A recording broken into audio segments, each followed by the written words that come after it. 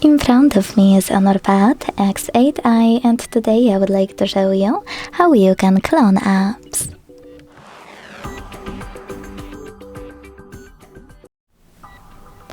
Begin by opening Settings and scrolling down to click on Apps.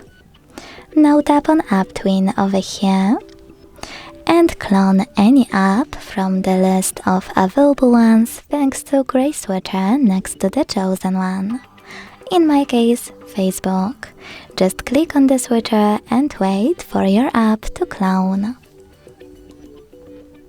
So when I go back and check my apps, I can see that Facebook was successfully cloned. To delete this clone, you can always go back to the same settings, tap on blue switcher next to it, and hit close. Thanks so much for watching. If you enjoyed this video, don't forget to leave a like, comment and subscribe. Bye!